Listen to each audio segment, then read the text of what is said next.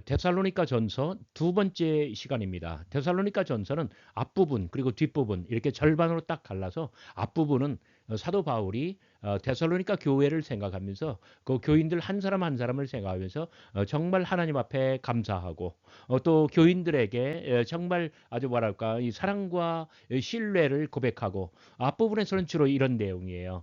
그런데 후반부에서는 데살로니가 교회가 디모데 표현으로 사도 바울에게 전달한 어떤 교회의 신학적인 어떤 궁금성, 질문, 이런 것들에 대해서 사도 바울이 하나씩 하나씩 답변을 내놓고 그리고 종말을 살아갈 때에 교회가 그리고 성도들 개개인이 어떻게 살아가야 할지 그들의 삶을 위로하고 또 종말론적인 삶을 권면하고 이러한 것들에 대해서 사도 바울이 가장 적절하게 교회에 편지로 답변을 할 것입니다.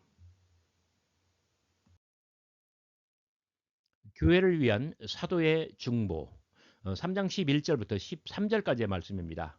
하나님 우리 아버지와 우리 주 예수는 우리 길을 너희에게로 갈 수 있게 하시오며 또 주께서 우리가 너희를 사람과 같이 너희도 피차간과 모든 사람에 대한 사랑이 더욱 많아 넘치게 하사 너의 마음을 굳건하게 하시고 우리 주 예수께서 그의 모든 성도와 함께 강림하실 때에 하나님 우리 아버지 앞에서 거룩함에 흠이 없게 하시기를 원하노라. 자, 이 부분 적어도 세 가지 하나, 둘, 셋 이렇게 사도 바울은 어떤 마음의 소원, 중보의 기도가 마음속에 있다는 거예요.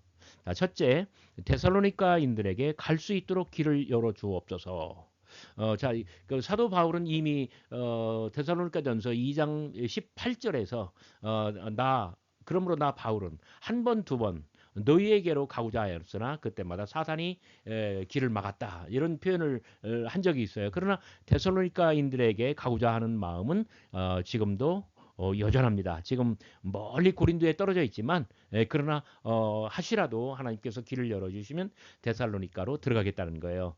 두 번째로는 바로 그 교회 안에 사랑이 넘쳐났으면 하는 사도의 마음입니다. 나중에 5장 마지막 부분에서 후반부에서 사도 바울은 그 데살로니가 교회가 이 땅 위에서 아름다운 어떤 믿음과 그리고 교제의 종말 공동체가 되기 위해서 사도 바울은 여러 가지로 권면할 거예요. 거기서도 핵심 개념은 바로 뭐냐면 교회 공동체 안에 모든 사람에 대한 사랑이 더욱 많아지는 거예요.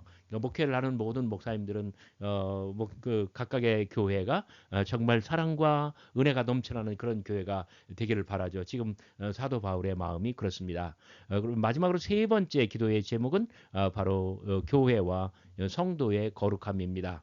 그, 그 우리 주 예수께서 그의 모든 성도와 함께 강림하실 때에 하나님 우리 아버지 앞에서 거룩함에 흠이 없게 하시기를 원하노라. 종말의 교회와 성도들이 어떤 거룩하고 그 거룩함에는 하등의 어떤 모순점이나 흠결이 없게 되도록 사도 바울은 이런 기도의 제목을 가지고 있다는 점이에요. 자, 제가 성경 데살로니가 전서를 전반부와 후반부로 구분할 때에 사실상 13절까지를 전반부로 하고 그 3장 14절부터 후반부로 나눌 수도 있는데 그런데 굳이 이 부분을 후반부의 첫머리로 만들어 놓은 것은 13절 때문입니다. 우리 주 예수께서 그의 모든 성도와 함께 강림하실 때 벌써 종말론적인 주제가 강력하게 드리워 있잖아요. 그리고 가장 중요한 단어는 여기 거룩함, 홀리네스라고 하는 이 단어입니다. 사도 바울은 정말 종말 공동체로서 데살로니가 교회가 우리 주님 다시 오실 때에 바로 거룩함으로 거룩한 상태에서 우리 주님을 맞이할 수 있도록 바로 그것을 원하는 거예요. 그래서 이 거룩함, 홀리네스라고 하는 이 단어는 3장, 4장, 5장 데살로니가전서 후반부에 끊임없이 반복되는 주제어라고 그렇게 표현할 수 있습니다. 이제 4장으로 넘어갔습니다. 교회의 거룩함, 하나님의 뜻. 그러므로 형제들아 우리가 끝으로 주 예수 안에서 너희에게 구하고 권면하노니 더욱 많이 힘쓰라. 우리가 주 예수로 말미암아 너희에게 무슨 명령으로 준 것을 너희가 아느니라. 하나님의 뜻은 이것이니 너희의 거룩함이라. 곧 음란을 버리고 각각 거룩함과 존귀함으로 자기의 아내를 대할 줄 알고 이 일의 분수를 넘어서 형제를 해하지 말라. 하나님이 우리를 부르심은 부정하게 하심이 아니요 거룩하게 하심이니. 자, 사도 바울은 이 8절 9절 안에서 하나님의 뜻은 너희의 거룩함이다. 그 다음에 그 이렇게 거룩함이라고 하는 단어를 3번이나 반복해서 사용하고 있어요. 구체적으로 살펴볼까요? 자, 하나님의 뜻, 부르심, 하나님의 부르심, 이런 것은 거룩함인데 이것은 어떤 거룩함은 어떻게 오느냐? 음란을 버리고 각각 거룩함과 존귀함으로 자기의 아내를 대할 줄 알고 이것은 가정에서부터 오는 거예요. 그리고 무엇보다도 정결한 성생활을 통해서 성도의 거룩함이 추구된다는 거예요. 그러니까 꼭 이거 조직신학적으로 우리가 어떤 교리 공식으로 말을 하는 게 아니에요. 사도 바울이 데살로니가 교회를 생각하면서 데살로니가 교회에게 종말을 살아가는 성도의 윤리가 무엇이냐라고 생각할 때 그 결론이 거룩함이라고 한다면 이 거룩함은 단정한 가정생활, 그리고 어떤 그 성적인 측면에 있어서 분방하지 않고 그리고 방탕하지 아니하고 그래서 그 음란을 버리고 이런 표현을 하고 있는 거예요. 사도 바울이 이런 개념으로 어떤 교회와 성도의 거룩을 이야기했다. 그런 것들을 여러분들 유념해 주시기 바랍니다. 자, 바울은 데살로니가에 있을 때에도 바로 이러한 점들을 강조했고 그리고 또 지금 다시 강조하고 있는 거예요. 그래서 이미 이렇게 다 가르쳤지만 너희들이 잘하고 있는데 앞으로 더 잘하라. 하나님이 우리를 부르심은 부정함이 아니라 바로 거룩함이다. 이렇게 말하고 있는 것입니다. 교회의 질문과 사도의 답변. 사실상 데살로니가 전서는요, 4장과 5장이 본론인데 4장 9절 형제 사랑에 관하여는 4장 13절 자는 자들에 관하여는 5장 1절 때와 시기에 관하여는 이렇게 시작해요. 뭐뭐에 관하여는 바로 여기서 동일한 패턴이 반복되고 있잖아요. 바로 여기서 신약학자들은 데살로니가 교회가 정말 교회를 방문한 디모데편으로 바로 형제 사랑에 대해서 질문했고 자는 자들에 대해서 질문했고 때와 시기에 대해서 질문했다는 거예요. 자, 이 어떤 정말 윤리로서 어떤 공동체 내에서 형제 사랑, 뭐 물론 자매도 포함되는 거예요. 그 다음에 우리 주님이 금방 오신다고 했는데 먼저 죽어나간 사람들에 대해서는 어떻게 해야 될 거냐.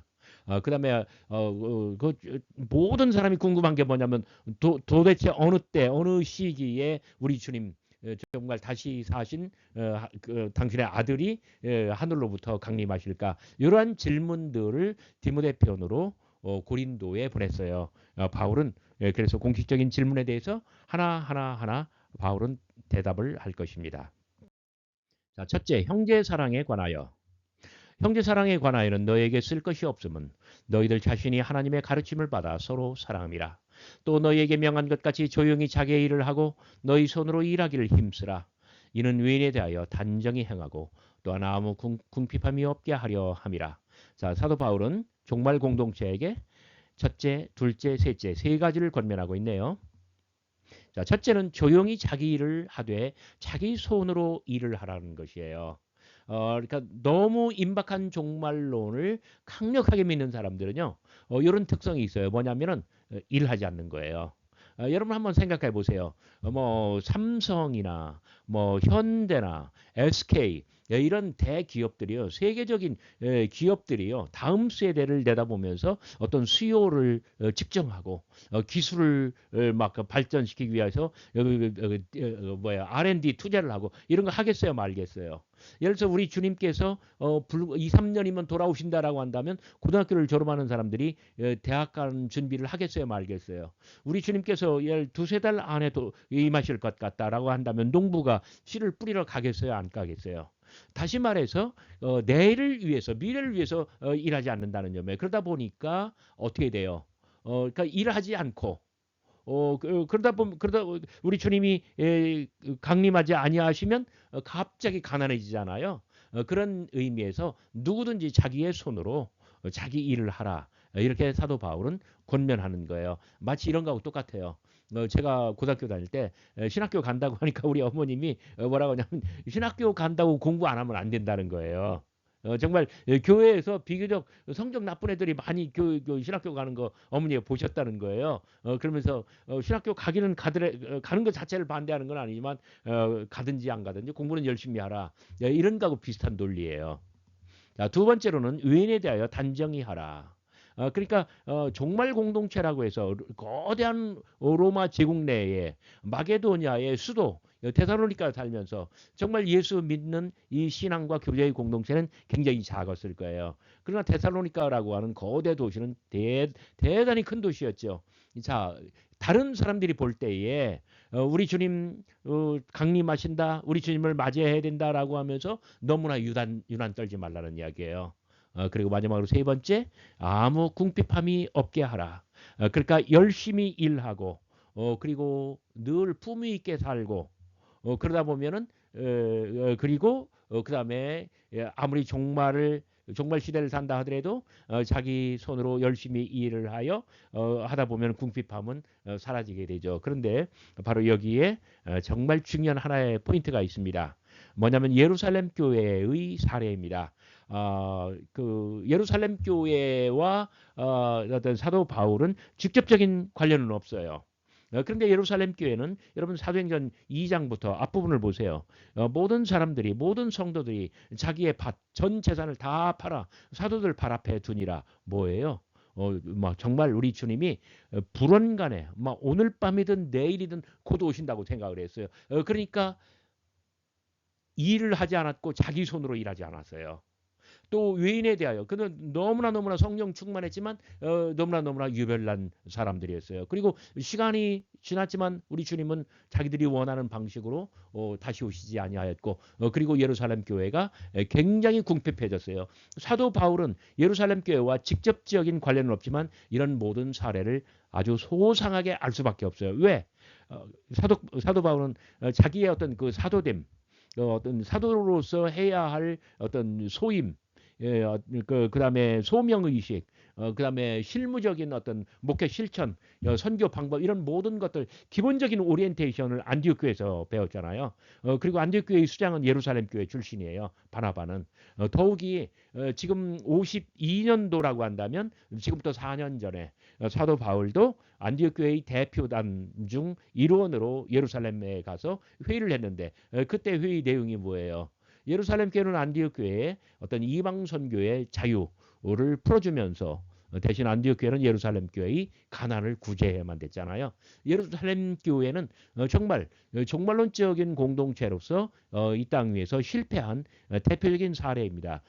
사도 바울이 형제 사랑에 관하여는 이렇게 이야기하면서 종말 공동체로서 참 누구든지 우리 주님의 강림을 기다리는 열망은 식지 않고 가져야 되지만 그러나 누구든지 자기의 손으로 자기 일을 해야 하며 그리고 아무리 종말이 가까웠다고 하더라도 남들 눈살 찌푸릴 정도 유별나게 행동하면 안 되고 그리고 무엇보다도 궁핍함이 없어야 한다는 것을 잘 알았기 때문에 사도 바울은 이런 권면을 하고 있는 것입니다. 자는 자들에 관하여 13절부터 18절까지입니다. 형제들아 자는 자들에 관하여는 우리가 예수께서 죽으셨다가 다시 살아나심을 믿을진데 이와 같이 예수 안에서 자는 자들도 하나님이 그와 함께 데리고 오시리라. 주께서 강림하실 때에 우리 살아남아 있는 자도 자는 자보다 결코 앞서지 못하리라. 주께서 호령과 천사장의 소리와 하나님의 나팔 소리로 친히 하늘로부터 강림하시리니 그리스도 안에서 죽은 자들이 먼저 일어나고 또 그 위에 우리 살아남은 자들도 그들과 함께 구름 속으로 끌어올려 공중에서 주를 영접하게 하시리니 그리하여 우리가 항상 주와 함께 있으리라. 그러므로 이러한 말로 서로 위로하라. 정말 그 신약성서 종말론 가운데 가장 중요한 말씀이라고 해도 과언이 아닐 정도로 그렇게 중요한 부분입니다. 여기서 사도 바울은 굉장히 중요한 몇 가지 사실을 우리들에게 전해주고 있는데 자, 첫째, 예수의 다시 사심 같이 성도들도 다시 살아난다는 점이에요. 자, 여기 우리가 예수께서 죽으셨다가 다시 살아나심을 믿을진데 자, 사도 바울은 이것을 어떻게 경험했나요? 다마스커스 도상에서 경험했어요. 그 예수는 분명히 로마 제국의 국사범으로 가장 아주 뭐랄까요? 불명예스럽게 가장 처참하게 죽었어요. 그리고 사도 바울은 로마가 예수를 죽인 것처럼 예수를 믿는 사람들을 핍박하고 교회를 파괴시키려고 했어요. 그런데 어느 날 주님이 죽으신 주님이 바울에게 나타나셨어요. 사울아, 사울아, 내가 어찌하여 나를 핍박하느냐? 주여, 니시오니까 나는 내가 핍박하는 예수라. 그러니까 어떤 사도 바울은 그때 분명히 깨달았습니다. 정말 예수께서 죽으셨다가 다시 살아나셨도다. 네, 이것을 전파하죠. 그러니까 데살로니가 교회인들도 이것을 믿을진데, 자, 예수님의 죽으심과 다시 사심을 믿을진데 이와 같이 성도들도 다시 살아난다. 다시 말해서 예수의 부활은 정말 모든 성도들의 부활로 이어지는 부활의 첫 열매가 된다는 점이죠. 자, 예수 안에서 사는 자들이 살아남은 자보다 우선한다. 바로 이 점입니다. 우리 살아남은 자들도 결단코 먼저 간 사람들보다 자는 자보다 앞서지 못하리라. 자, 요게 아주 가장 중요한 포인트예요. 그 신약성서 종말론에 있어서 그리고 데살로니가 교회라고 하는 어떤 그 문맥 안에서 자, 예수 안에 자는 자들이 살아남은 자보다 우선한다. 요게 포인트란 말이에요. 주께서 강림하실 때 죽은 자들이 먼저 일어날 것이고 하나님이 그들을 데리고 오실 거예요. 그 후에 살아있는 자들도 들림받아서 공중에서 주를 영접한다. 그래서 제가 동그라미 1, 그리스도 안에서 죽은 자들이 먼저 일어나고 그 후에 2, 우리 살아남은 자들도 그들과 함께 구름수로 끌어올려 공중에서 주를 영접하게 하시리니. 그래서 세 번째는 뭡니까? 바로 이것입니다. 우리가 사나 죽으나 살아있으나 아니면 먼저 죽었으나 항상 먼저 죽은 자들이 먼저 나타나고 우리 살아남은 자들도 나중에 들림받아서 우리가 공중에서 주님을 영접하고 항상 주와 함께 있으리라. 자, 먼저 죽은 자들이 결코 손해 보지 않고 궁극적으로는 우리 모두가 다 먼저 죽은 자들이나 지금 살아서 예수를 영접하는 자들이나 다 함께 주와 함께 있으리라라고 하는 궁극적인 소망. 그런데 여기서 잘 생각해 보시기 바랍니다. 하나님의 나팔 소리 전지진동할 때에 우리 주님 영광 구름 타시고 나팔 불 때 나의 이름 나팔 불 때 나의 이름 그 사도 바울이 이런 표현을 사용했기 때문에 바로 이런 찬송이나 어떤 문학적인 표현이나 아니면 예술에 있어서 이런 것 주께서 후련히 어떤 나팔 소리와 천사장의 소리로 강림하실 때 이런 것들은 이미지예요. 그다음에 그 죽은 자들이 먼저 일어나고 살아남은 자들도 어떤 들림받아 휴거죠. 자, 그러니까 사도 바울이 이러한 이야기를 할 때 사도 바울의 포인트, 목적은 이런 이미지 내지는 어떤 이런 순서, 그다음에 휴거라고 하는 것, 이런 것이 우선입니까? 아니면은 제가 회색 바탕을 칠한 먼저 죽은 자가 결코 손해 보지 않는다. 그다음에 우리가 늘 어떤 경우든지 주님과 영원토록 함께 거하며 함께 낙을 누린다. 요걸까요? 다시 말해서 어떤 이미지나 이런 거 순서나 휴거나 이런 걸로 교리화를 하면은 바울의 의도로부터는 벗어난다는 점이에요. 여러분들 명심해 주시기 바랍니다. 때와 시기에 관하여 사도 바울의 세 번째 답변 사항입니다. 형제들아, 때와 시기에 관하여는 너에게 쓸 것이 없음은 주의 날에 밤에 도둑같이 이를 줄을 너희 자신이 자세히 알기 때문이라. 그들이 평안하다 안전하다 할 그때에 임신한 여자에게 해산의 고통이 이름과 같이 멸망이 갑자기 그들에게 이르리니 결코 피하지 못하리라. 형제들아, 너희는 어둠에 있지 아니하며 너희는 다 빛의 아들 낮의 아들이라. 우리가 밤이나 어둠에 속하지 아니하나니 예수께서 우리를 위하여 죽으사 우리로 하여금 깨어있든지 자든지 자기와 함께 살게 하려 하셨느니라. 그러므로 피차 권면하고 서로 덕을 세우기를 너희가 하는 것 같이 하라. 그 사도 바울은 정말 때와 시기에 관하여 말을 하면서 굉장히 중요한 밤도둑, 해산고통 두 개의 이미지, 상징을 보여주고요. 그 다음에 빛의 아들, 낮의 아들, 두 번째로 이러한 이미지를 사용하고 있습니다. 첫째, 그 주의 날은 밤의 도둑처럼 임할 것이고, 그리고 해산고통처럼 호련히 임한다고 합니다. 밤도둑, 그리고 해산고통. 이것은 그 신약성서 종말론의 가장 대표적인 두 가지 종말론적인 이미지입니다. 어, 그 밤도둑 어떤가요? 새벽 2시에 갈게 예고하고 오나요? 아무 때나 올 수 있어요. 밤이 깊을수록 아무 때나 올 수 있어요. 예고 없이 와요. 그리고 반드시 오나요? 안 올 수도 있어요. 자, 요게 밤도둑이에요. 해산고통은 어떤가요? 보통 임신 기간이 10달이라고 하나요? 그리고 여인의 배가 불러오고, 그리고 이게 막 팽창하고, 남산만해지고, 그러면, 그다음에 출산이 가까운 거잖아요. 그렇습니다. 출산이 가까울수록 고통은 깊어지고, 그리고 이 고통이 절정에 이르면 드디어 해산하는 거예요. 자, 해산하고 나면, 아기를 출산하고 나면 어떻게 돼요? 이제 남편과 아내 둘만 살다가 아기가 생기니까 자녀 세대로 이어지고, 그리고 천국처럼 아름다운 가정이 올 거예요. 종말은 그런 거예요. 종말, 우리 주님께서 오실 날은 아무도 알 수 없어요. 그런데 그날이 가까울수록 성도들은 고난과 고통이 심해질 거예요.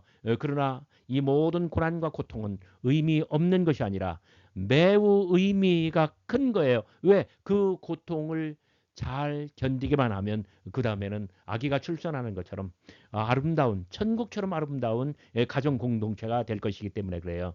자, 그러면 그때까지 성도들은 어떻게 살 거예요? 어둠에 있지 아니하며 너희들은 다 빛의 아들, 낮의 아들. 그러므로 어둠에 속한 자답게 그렇게 방탕하게 살지 말고 빛의 아들, 영광의 아들답게 정말 한낮의 사람들답게 그렇게 거룩하게 살라는 거예요. 여러분 그 3장 마지막 본문에서 정말 또 성도의 거룩함에 흠이 없게 해야 된다. 그다음에 너희를 부르심은 너희를 향하신 하나님의 뜻은 너희의 거룩함이다. 이렇게 말했잖아요. 같은 맥락입니다. 종말을 살아가는 성도들은 다 빛에 속한 사람들, 밤이 아니라 낮에 속한 사람들. 그래서 영광의 자녀답게 살아야 돼요. 그래서 피차 권면하고 서로 덕을 세우기를 너희가 하는 것 같이 하라. 자, 4장 마지막에서는 그러므로 이 모든 말로 이 여러 가지 말로 서로 권면하라. 서로 위로하라. 자, 위로와 권면 이 두 가지가 종말론의 어떤 기능이라고 말을 할 수가 있습니다.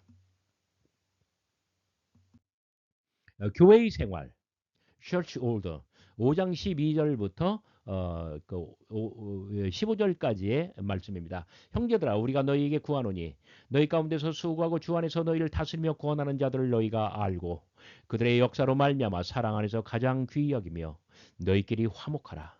또 형제들아 너희를 구하노니 게으른 자들을 권계하며 마음이 약한 자들을 격려하고 힘이 없는 자들을 붙들어주며 모든 사람에게 오래 참으라. 삼가 누가 누구에게든지 악으로 갚지 말게 하고 서로 대하든지 모든 사람을 대하든지 항상 선을 따르라. 자, 요 말은 보통 다 지나치는 본문이기도 해요. 그런데 사도 바울이 정말 50년대 초반에 데살로니가 교회를 목회하고 멀리 고린도로 떨어져 나오면서 데살로니가 교회가 어떻게 종말의 시대의 끝까지 가장 아름답고 그리고 가장 사랑이 충만한 교회가 될 수 있을까 고민하면서 정말 이 예배와 교제의 가장 아름다운 이 교회를 만들려면 공동체를 만들려면 어떻게 해야 되느냐 바로 여기 교회의 생활에 대해서 권면한다는 점이에요. 자, 첫째, 교회의 지도자들을 인정하고 그들의 말을 잘 들으라. 자, 너희 가운데 수고하고 주 안에서 너희를 다스리며 구원하는 자들. 자, 이거 굉장히 중요해요. 자, 다른 사례를 보면은요. 고린도서 1장 24절. 은사는 여러 가지나 직임은 여러 가지나 그다음에 어떤 직임이 많다고 하죠. 은사에 따라서. 그다음에 빌립보서 1장 11절. 교회는 성도들도 있고요. 감독도 있고요. 교회 내에는 또 집사도 있고요. 사도행전 13장 1절에 이미 안디옥 교회는 선지자와 교사 이런 식으로 교회 안에 직분들이 생기고 여러 가지 직분과 직능, 직제가 분화되는 그런 양상을 보였어요. 바울은 안디옥 교회에서 10년, 11년 이렇게 긴 세월 있었고 실제로 실습했고 배웠기 때문에 모든 것들을 안디옥 교회로부터 익혔어요. 그러니까 바울은 정말 석주 데살로니가 교회에서 이렇게 짧게 목회를 하고 빠져나오면서 사람을 세워놓고 나간 거예요. 뭐예요? 너희 가운데 수고하고 주 안에서 너희를 다스리며 구원하는 자들. 데살로니가 교인 가운데서 정말 성숙하고 리더십이 있고 그리고 덕스러운 사람. 어떤 신앙과 실천에 흠이 없는 사람, 그런 사람으로 지도자를 세워놓고 나왔어요. 이 사람들을 중심으로 교회의 단결을 깨지 말라는 거예요. 자, 세 가지를 권면하네요. 교회 생활의 세 가지 기본, 너희끼리 화목하라. 두 번째, 오래 참으라.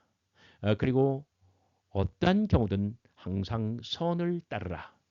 그런데 너희끼리 서로 화목하라라고 할 때 세 가지 사람들을 특별하게 거론합니다. 게으른 사람들. 이런 사람들을 권면하고 또 경계하고 훈계하고 또 마음이 약한 사람들 능력도 좋고 스펙도 좋아요. 근데 유난히 마음이 약해서 쉽게 실망하고 쉽게 시험 들고 쉽게 좌절해요.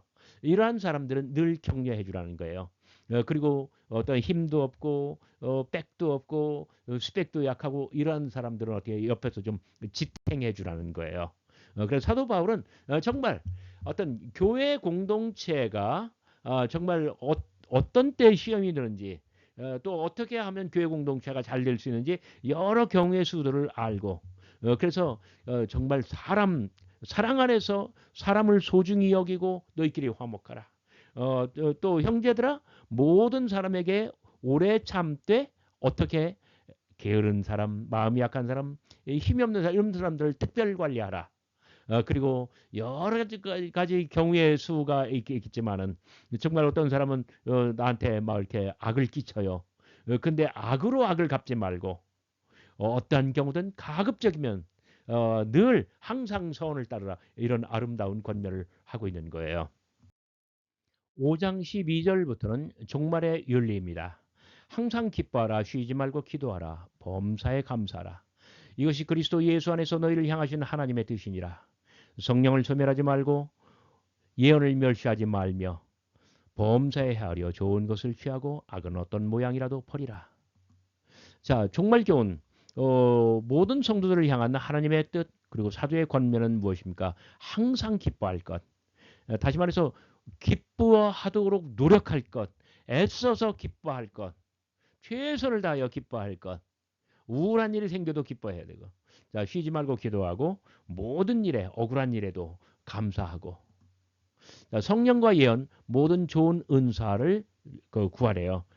소멸하지 말고 멸시하지 말고 오히려 성령을 사모하고 예언을 존중하고 그리고 범사에 좋은 것을 뭐 이렇게 취하고 데살로니가 전서의 마지막 문단입니다. 마지막 인사와 기원.